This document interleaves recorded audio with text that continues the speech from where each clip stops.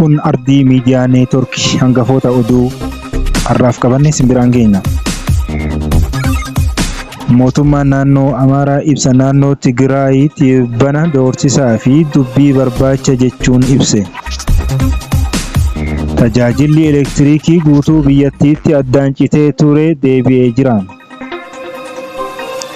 Komishiiniin marii biyyaalessaa hidhattoota waliin mari'achuuf karaa nagaa nan mijeessa jedhe. Itoophiyaa keessa torbaanitti namoonni 70,000 ta'an dhibee busaaf saaxilamuu ministeera fayyaarra. Dooniin waraana Raashiyaa buufata doonii Eertiraa qaqqabde.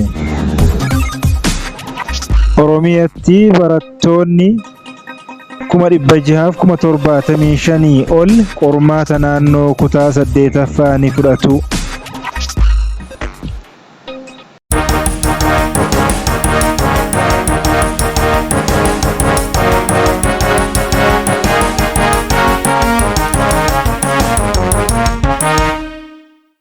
Oduu guyyaa har'aatiif qabannetti ceenaa.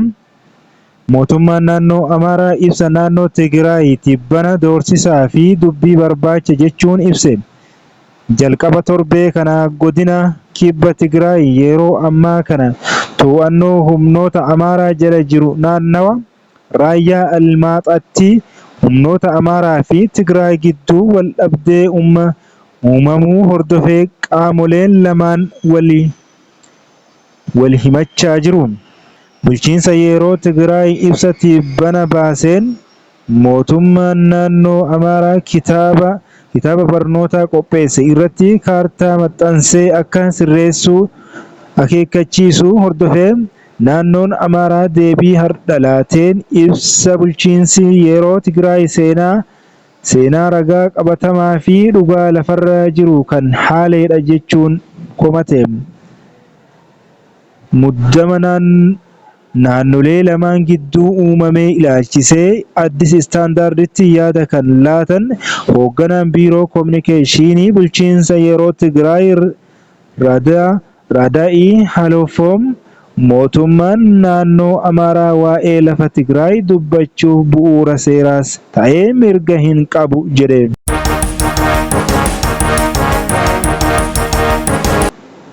Oduu itti aanuun tajaajilli elektiriikii guutuu biyyattiitti addaan citee ture deebi'ee jira.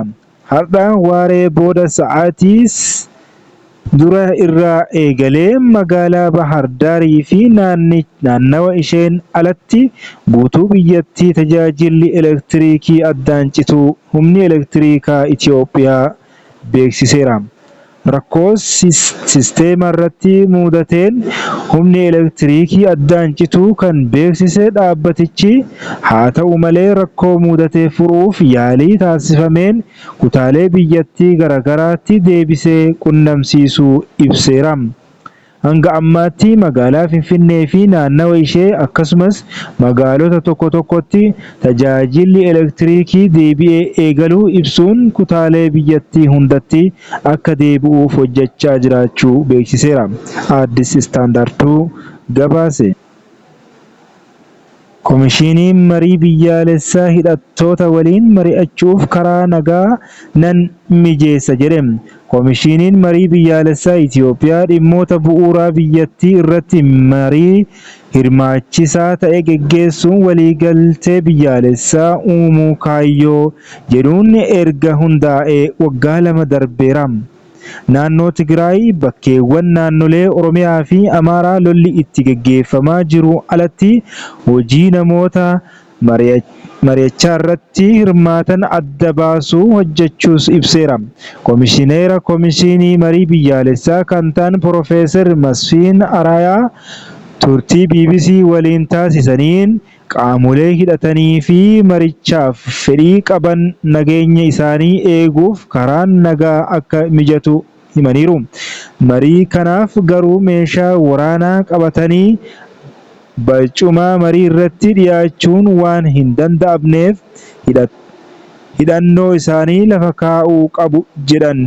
Kana malees marii gaggeessuuf qilleensi nagaa jiraachuu qaba jedhan. Oduu itti aanuun Itoophiyaa keessa torbaanitti namoonni 70,000 ta'an dhibee busaaf saaxilamuu ministeerri fayyaa ibse. Baatiiwwan 8 darbanitti namoota miiliyoona 10 mallattoolee dhibee busaa agarsiisan yaalaman keessaa namoonni miiliyoona 3.2 ta'an dhibichaan qabamuu ministeerri fayyaa beeksise.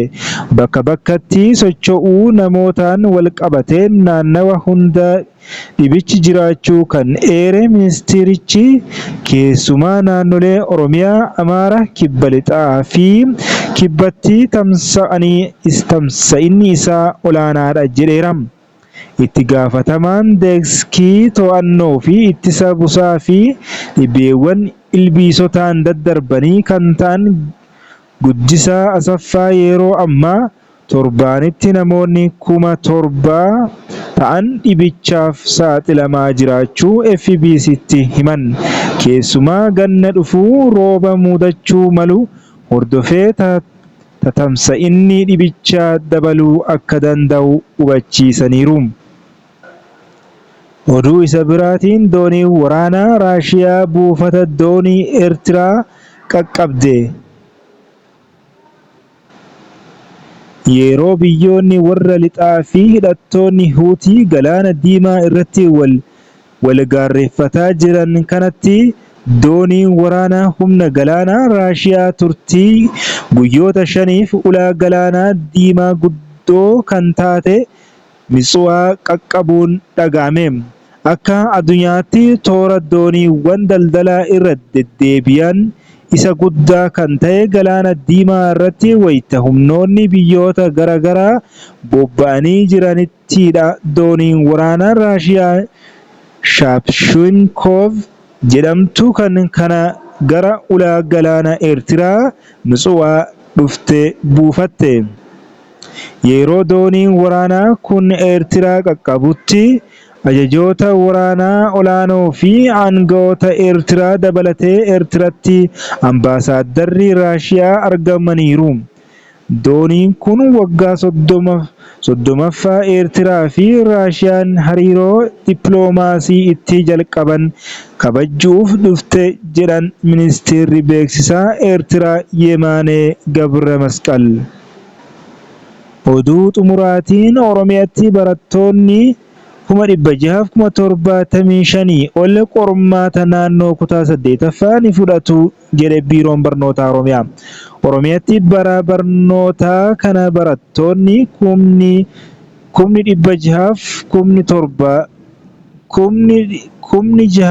675,000 fi 905 qormaata naannoo kutaa 8ffaa kan fudhatan ta'uu Biiroon Barnoota Oromiyaa beeksise.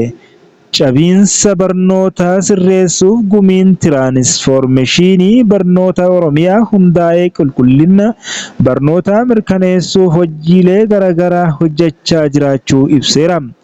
Naannichatti barattoonni kutaa 6ffaa, 8ffaa fi 12ffaa qormaata modeela gumii tiraanisfoormeeshinii barattoota Oromiyaan qophaa'ee akka fudhatan taasifamuu ibseera. Qormaatichinis sadarkaa gahumsa isaanii kan itti madaalanii ta'uu eerameera. Barana naannichatti barattoota 675,000 fi 905 qormaata naannoo kutaa 8ffaa qoruuf karoorfamee qophiin dura hojjetamaa jiraachuu sadarkaa hoogganaa itti aanaatti gorsaan Biiroo Barnoota Oromiyaa Efreem Tasammaa OBN'tti himaniiru.